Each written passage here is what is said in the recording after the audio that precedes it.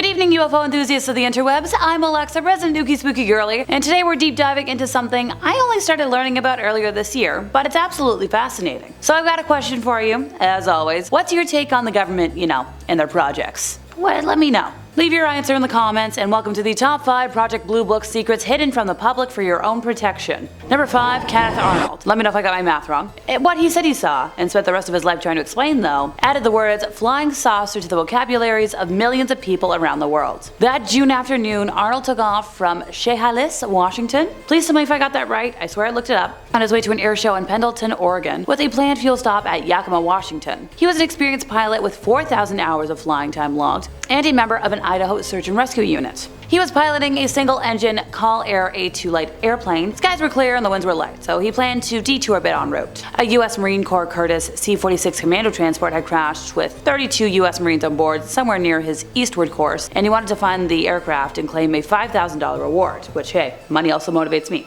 I get it. Shortly before 3 o'clock, as Arnold circled his plane about 20 miles west of Mount Rainier, searching for the C-46, he saw a bright flash to the northeast. Now it startled him. He assumed it was just some military lieutenant out with a shiny P-51, and he had caught the reflection of the sun hitting the wings of his plane. But after more flashes appeared, Arnold ruled out, that could be the answer. He claimed that the, flashes emanated from 9 shiny objects flying in an, formation about 5 miles long. He described each object as circular, about 100 feet across, and with no actual tail. The objects periodically flipped, banked, weaved side to side, kind of like the tail of a kite. The formation was crossing in front of Arnold, and he decided to time its passage from Mount Rainier to Mount Adams. He calculated the objects were flying at about 1,200 miles per hour, 2 times faster than any airplane known at the time. Now, months would pass before Colonel Chuck Yeager flew the Bell X-1 rocket airplane to a speed of 700 miles per hour, and exceeded the speed of sound. Just for reference. Arnold emphatically denied that he initially described the objects as flying saucers, but as Megan Garber wrote in her June 15th of 2014 article for The Atlantic, sources at the time do credit Arnold with using the terms saucer, disc, and pie pan in his description of the objects he had seen. So don't try and backtrack, dude. We have receipts. He told his story to reporters Bill Baquette and Nolan Skiff of the East Oregonian newspaper the day after his sighting. Now, Skiff used the words saucer-like aircraft when he published a short print article that same day. After suggesting to Arnold that a wire story might generate comments from the military on flights of experimental aircraft that could explain his sighting, Baquette published a brief story picked up by the Associated Press wire service, using the words 9 bright saucer-like objects to describe what Arnold said he saw. So by that afternoon, the tale that he had seen of flying saucers kinda spread nationwide. The Associated Press gets around. A radio host interviewing Arnold on June 26 noted how rapidly the story was shared, saying the Associated and United Press all over the nation have been after this story. It's been on every newscast, over the air, and in every newspaper I know of. The Chicago Sun ran the headline, saying, supersonic flying saucers sighted by the Idaho pilot. What do you know? Arnold became a media sensation, but he didn't want the attention. Now at this point, I'm sure you're wondering, okay Alexa, shut up. Why does this relate to Project Blue Book? Well, this was the incident that started the entire investigative process. This is the whole reason for Project Blue Book. And to this day, we've never had a concrete answer about what he saw. Make of that what you will. Number 4, the Wright Patterson Air Force Base. Many folks believe a UFO and its extraterrestrial crew crash landed in the New Mexico desert near Roswell on July 2nd of 1947. Many folks, including me. Now, we also believe the site was cleaned up by the Air Force from the nearby Roswell Army Air Force Base. Eyewitnesses reported that 3-foot-tall, gray-skinned aliens passed away in the crash, and according to Lauren Coleman, the co-author of Weird Ohio, them and their space vessel were shipped off to Wright Patterson Air Force Base's notorious Hangar 18, which was the home base for Project Blue Book. And here's the thing, everybody's been trying to get in those doors ever since. Senator Barry Goldwater supposedly asked USAF General Curtis LeMay if he could see what was inside, and LeMay not only told him, you're not getting in, don't ask me ever again. Which, if that's coming from a government official, it's a little scary. Now, the Roswell crash wasn't the only extraterrestrial crash in the US at the time. Some allege there were more before 1952 that were covered up, and all the debris, and their pilots, with blue-green skin this time, were all carted off to, you guessed it, Wright Pat. One of the crashes apparently held as many as 16 alien bodies. That's a lot of bodies. Now, another crash yielded a ship made of lightweight material, impenetrable by any earthly means. Now, whenever a UFO crash happens, the wreckage is sent to Wright Pat to be reverse engineered, if Area 51's too busy, because sometimes they're overflowing with crafts. Some believe technologies that we've learned from UFOs at Wright Pat include fiber optics, lasers, night vision, integrated circuits, particle beams, you name it. Now in other news, Henry H. Arnold was the only person to ever be dubbed General of the Air Force, so as a major, I swear it's relevant, he once lived on a house near Huffman Prairie, which has since been named after him, which is where the Wright brothers worked on their planes, which is now, yes I know, the Wright Pratt Air Force Base. I swear, I get to my points. It takes me a minute. So for many years, there's visitors that have reported strange noises, objects moving on their own, odd shadows, and other phenomena. Heck, that famous show, Ghost Hunters, we've all watched it? Yeah, they visited the Arnold house and found that at least 5 entities live in there. The ghost hunters heard sounds from the bathroom, folks laughing in the living room, dining room, specters turning on lights. Now if we want to talk about specifically haunted artifacts, parts from Lady Be Good, a B-24 that disappeared during a run on Italy, are said to rearrange themselves. The POW exhibit is supposed to make visitors feel an inexplicable sense of dread. Is this directly relevant to Project Blue Book? No. Is this stuff that they're not going to tell you about on the official tour? Yes. Some folks report that the ghosts actually show up for work. Like they'll walk in, open a door, hang out. Like, excuse me, where is this in the news? Now there's a helicopter that was used for classified missions back in the day. Sits in a museum, still filled with holes from things I can't say, and you can actually hear like the voices from the troops that carried around. There is a young boy that, hangs around, let's say something that dropped the Fat Man on Japan, if you know what I know. And supposedly he just comes out at night, hangs out, has fun. The Hop Along, which is another, military craft. Sometimes you see the pilot in the seat of it, just sitting there flipping switches, trying to get home. Oh, and the seat is still stained with redness. Now there are some malevolent spirits, and they're not all super duper friendly. I can't say the name of what houses the malevolent spirits, but you get some rattles, some clanks, some shadowy figures, strange lights, all sorts of ghosties. And this is where Project Blue Book is based out of? I don't know, man, I'm seeing a lot of weird stuff here. Number 3, the 1964 New Mexico case. So picture this. Socorro, New Mexico, April 24th of 1964, 5:45 p.m. to be exact. Sergeant Lonnie Zamora, police officer, is in pursuit of a speeding car when unexpectedly he hears a roar and witnesses a flame in the southwestern sky.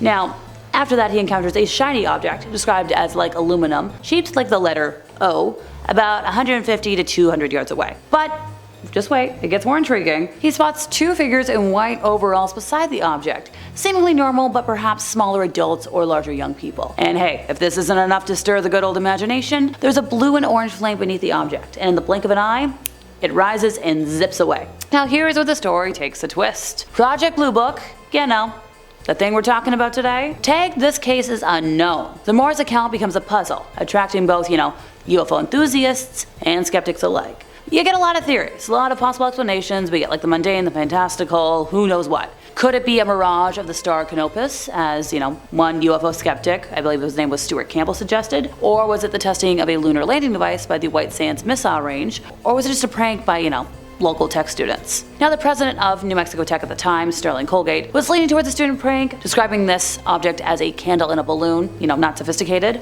And yes, we have some more skeptics that want to give their 2 cents. Philip J. Klass, he labeled the incident a hoax, a ploy to boost tourism. Some folks even thought that, Zamora might have been a victim rather than an active participant in an alleged hoax. So fast forward to 1966, we get Paul Ridings, president of, the Chamber of Commerce, looking for a tourist attraction opportunity. So we put in some stone walkways, steps, and benches all around the supposed landing site, but still a quarter mile away because apparently there's radioactive contamination rumors. Now Zamora didn't like the relentless attention. Retreats from everything, opts for, peace and quiet, manages a gas station. And this incident just is still happening. We don't know what it was. And according to the experts, Project Blue Book labeled this entire event as unexplained. To this day, we don't know what happened. Like, after all these years, we got nothing. Number 2, the 1965 Kecksburg Landing. So this incident happened on December 9th of, 1965 in the small town of Kecksburg, Pennsylvania, and it's one of those UFO sightings that evokes curiosity in the mind, if you will. So picture this. A large, brilliant fireball streaking across the skies, witnessed not just only in Kecksburg, but also, 6 different states, and also in Canada, over Detroit and Windsor respectively. Now, initial explanations rolled in from the experts, so astronomers reasoned it was likely a meteor bolide, gracefully running up in the atmosphere, descending at a steep angle. NASA, ever the voice of reason, chimed in 2005, many years later, suggesting that metallic fragments found in the area were remnants of a Soviet satellite. However, a twist in the tale's recording of this finding mysteriously vanished in 1987, which kind of adds a layer of intrigue to the whole thing. The incident found its place in pop culture and UFOlogy, earning the moniker Pennsylvania's Roswell. But like, what happened there?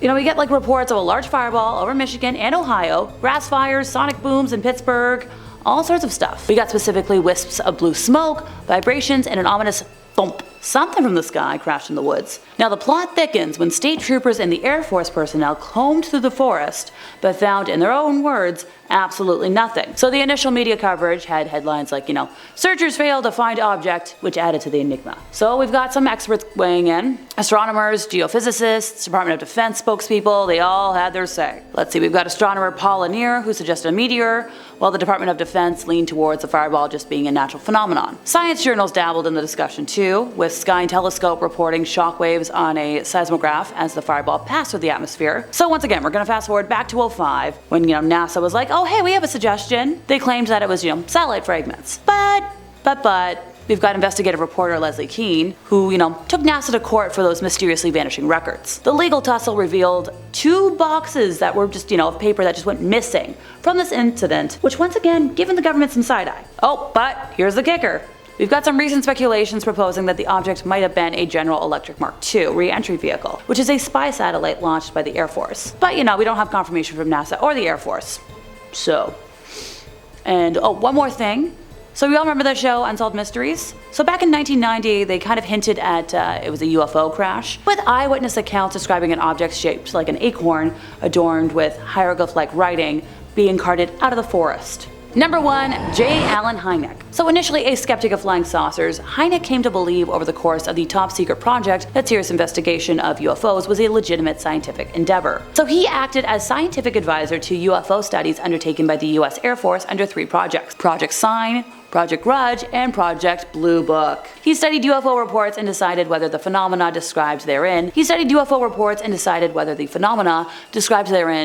suggested known astronomical objects. When Project Sign hired Hynek, he was skeptical of UFO reports. He suspected they were made by unreliable witnesses, or by the persons who had misidentified man-made or natural objects. Like in 1948, he said, the whole subject seemed utterly ridiculous, and described it as a fad that would soon pass. Now in 1953, Hynek was an associate member of the Robertson panel, which concluded that there was nothing anomalous about UFO, and that a public relations campaign should be undertaken to debunk the subject and reduce public interest. He would later lament, though, that the Robertson panel, in later years he would actually retract that and say that that panel helped make UFOs a disreputable field of study. So by the time Project Blue Book was shuttered in 1969, Hynek was one of the few people involved who conceded that some UFO cases could simply defy explanation. Today he's known as the father of UFOlogy, who coined the phrase close encounter. In a 1985 interview, when asked what caused his change of opinion, he responded, 2 things really. One was the completely negative and unyielding attitude of the Air Force. They wouldn't give UFOs a chance of existing, even if they were flying up and down the street in broad daylight. Everything had to have an explanation. I began to resent that, even though I basically felt the same way, because I still thought they weren't going about it in the right way. You can't assume that everything is, black no matter what. Secondly, the caliber of the witnesses began to trouble me. Quite a few instances were reported by military pilots, for example, and I knew them to be fairly well trained. So this is when I first began to think that, well, maybe there was something to all this. Hit the bell for more government criticisms from us here at Top 5 Scary Videos, and I'll see y'all next time, you lovely spooky people.